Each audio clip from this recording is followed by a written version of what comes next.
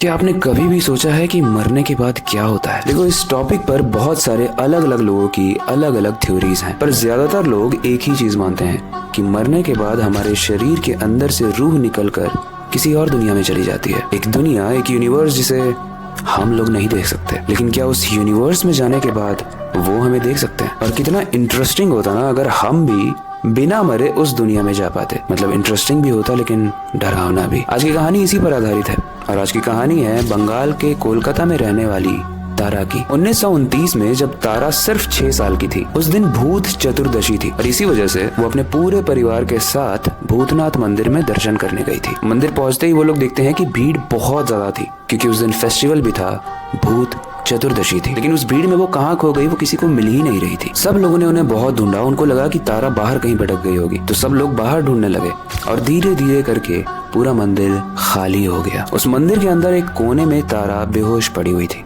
लेकिन क्योंकि उस मंदिर के पुजारी को यह पता नहीं था, तो जब उसने मंदिर बंद किया तो तारा उसी मंदिर में कैद हो गई। वो काफी देर तक बेहोश थी, लेकिन उस देर में सुबह से दोपहर हुई, दोपहर से शाम हुई और शाम से रात हो गई। तारा उस अंधेरी मंदिर में पूरे तरीके से अकेली थी। लेकिन तभी अचानक से दरवाजा खुलता है और बहुत सारे लोग डर डर के अंदर आने लगते हैं। धीरे धीरे भीड़ बढ़ने लगती है और वो जो लैंग्वेज यूज कर रहे थे वो कुछ समझ नहीं आ रही थी, क्योंकि ट्विस्ट ये है कि वो कोई लोग नहीं थे, रात में आए हुए वो भूत और आत्माएं थी। तारा ने जैसे ही देखा वो भागकर एक कोने में छुप गई और वो वहीं से इस नज़ारे को देखने लगी। लेकिन तब तारा एक बहुत ही भयानक मंजर देखती है।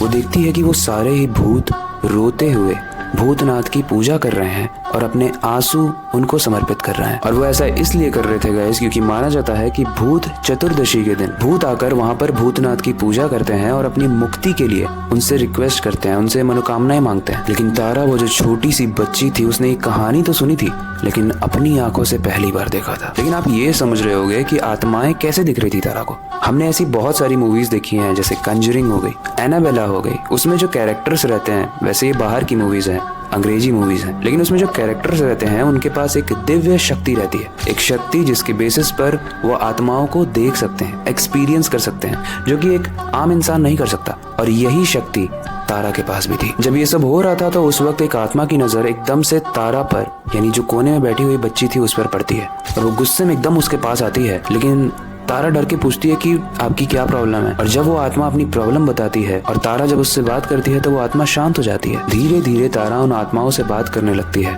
उन्हें समझने लगती है और उसे लगने लगता है कि शायद उसकी जिंदगी का यही मतलब है, आत्माओं को रास्ता दिखाना और उनकी बातें सुनना। कहानी में अब एक ट्विस्ट आने वाला है, इसलिए ध्यान से सुनना। धीरे धीरे तारा बड़ी होने लगती है और वो अपने काम को ही मान लेती है कि वो आत्माओं को मुक्ति दिलाती रहेगी। लेकिन इसी ताकत, इस दिव्य दृष्टि के चलते समाज उसको अलग कर देता है। उसे कोई भी एक्सेप्ट नहीं करता है, ना उसका कोई दोस्त बनता है, ना उससे कोई प्यार करता है, यहाँ तक कि उसके घर वाले भी उसे नकार देते हैं। और आगे की स्टोरी में जो हुआ वो जानने के बाद तो आपकी रूह कांप जाएगी। लेकिन उससे पहले, हेलो गाइस, मेरा नाम है अविनाश कुमार और आप देख हॉरर स्टोरीज।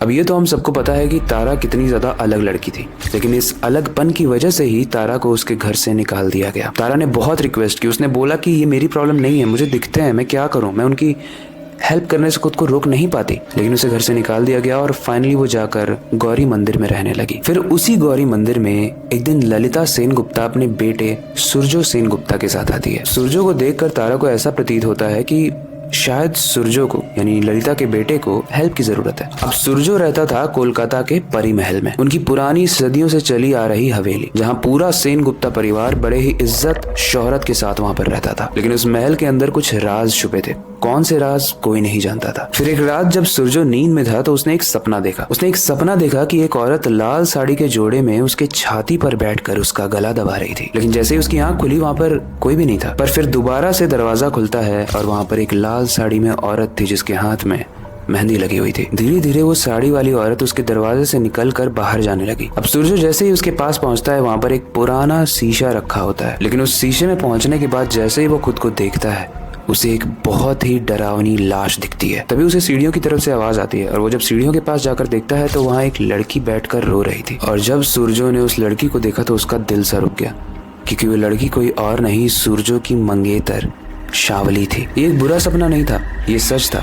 और सुरजो का शरीर पूरी तरीके से हिल चुका था, इसीलिए सुबह उसकी माँ ललिता डिसाइड करती है कि वो गौरी मंदिर जाएंगी। सूर्यो को लेकर ललिता जब उस मंदिर में जाती है और जब तारा सूर्यो से बात करती है तो ललिता को ऐसा लगता है कि ये लड़की मेरे बेटे के लिए बहुत अच्छी है, इसीलिए वो तारा की शादी सूर्यो से करा देती है। लेकिन शादी के बाद जब तारा उस महल में जाती है तो तारा को बहुत अजीब सा प्रतीत होता है। आपको याद है उसके पास एक दिव्य शक्ति है। उसे ऐसा फील होता है कि यहाँ पे बहुत सारे रहस्य दफन हैं, बहुत सारे इंसानों के साथ। अब देखो सूर्यो इस शादी से खुश नहीं था क्योंकि उसकी पुरानी मंगेतर तो मर चुकी थी और ये शादी उसने अपनी माँ के कहने पर की थी। लेकिन वहीं दूसरी तरफ तारा के पास भी कोई ऑप्शन नहीं था क्योंकि उसे घर से तो निकाल दिया गया था और वो सोच रही थी कि समय के साथ मैं सूर्यो का दिल जीत लूंगी। लेकिन शादी की पहली ही रात जब तारा किचन में जाती है तो वो देखती है कि लाल कपड़े में एक औरत हवा में उड़ रही है। उसने लाल शादी का जोड़ा पहना हुआ है। तारा उस लड़की से बोलती है कि कौन हो तुम, यहाँ क्यों भटक रही हो? मेरे पास एक वरदान है जिसकी वजह से मैं तुम्हें देख सकती हूँ और मेरे पति से दूर रहना। जब उस लड़की ने तारा की बात सुनी तो उसकी आंखों का लाल रंग शांत हो गया। तारा जब उस लाल कपड़े वाली भूत से बात कर रही थी तभी सूर्यो आ जाता है और वो पूछता है कि तुम किसी से बात कर रही हो? इतने में वो रूह गायब हो जाती है। तारा बोलती है नहीं, मैं बस पानी लेने आई थी, मैं पानी लेके आ रही। लेकिन गाइस आपको पता है वो लड़की क्यों मरी थी? बहुत इंटरेस्टिंग ट्विस्ट है, ध्यान से सुनना। जब तारा वो पानी ले जाकर सूर्यो को देती है उसके बाद वो अपने रूम में जाती है और अपने रूम में जाने के बाद उसे कुछ फुसफुसाने की आवाज आती है और वो फुसफुसाने की आवाज उसी औरत की थी जो लाल शादी के जोड़े में थी और वो अपनी कहानी बताती है। गाइस वो लड़की बताती है कि ये फैमिली कोई आम फैमिली नहीं है, ये बहुत ही डरावनी फैमिली है और इनके पुराने तौर तरीके बहुत डरावने हैं। ऐसा माना जाता है कि इनके घर के लड़के को 70 लड़कियों से शादी करनी पड़ती है लेकिन उसमें से जिंदा सिर्फ एक को ही रखते हैं। और बाकियों का क्या होता है पता है? वो लोग रोज खाना नहीं खाते हैं, वो खून पीते हैं क्योंकि वो एक वैम्पायर फैमिली है। उनके दांत बड़े हो जाते हैं रात में और वो उनका खून पीकर जिंदा रहते हैं। तारा ने जब इस बात को सुना तो वो एकदम शॉक्ड हो गई। उसने बोला ऐसा कैसे हो सकता है?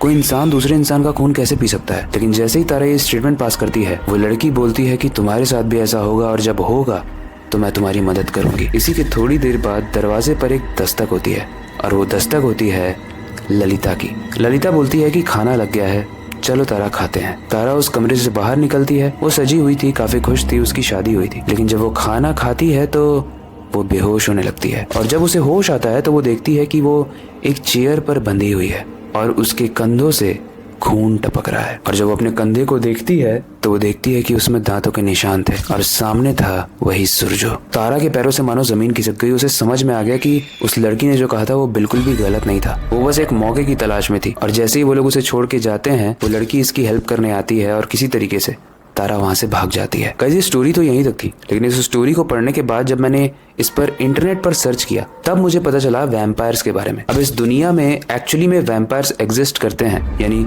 इंसानों का खून पीने वाले लोग। वैसा कहीं प्रूफ तो नहीं हुआ है, लेकिन वैम्पायर बैट्स होते हैं जो लोगों का खून चूसते हैं। कई सारे ऐसे एनिमल्स हैं, लीच हैं जो खून चूसते हैं और ऐसा माना जाता है कि हो सकता है कुछ ऐसे इंसान भी हो जो इंसान का खून पीने पर ही जिंदा रहते हो। और वैसे लोग अगर हमें मिल जाए तो क्या हालत होगी आप खुद ही समझ सकते हो। ऐसे घर में तारा की शादी हुई थी। उसके बाद क्या हुआ मुझे कोई अपडेट नहीं है, लेकिन कहानी बहुत ही इंटरेस्टिंग थी और वैम्पायर थोड़ा न्यू था। आपको कहानी कैसी लगी आप हमें कमेंट सेक्शन में बता सकते हो। इसके अलावा अगर आपके पास कोई सजेशन है जिसे हम नेक्स्ट स्टोरी में कवर करें उसे भी आप कमेंट सेक्शन में बता सकते हो। बाकी वक्त आ चुका है इस स्टोरी को एंड करने का और नई स्टोरी पर काम शुरू करने का। लेकिन जाने से पहले मैं बस एक ही चीज कहना चाहूंगा, अपनी क्यूरियोसिटी को डाय मत होने देना, नई चीजें सीखते रहना।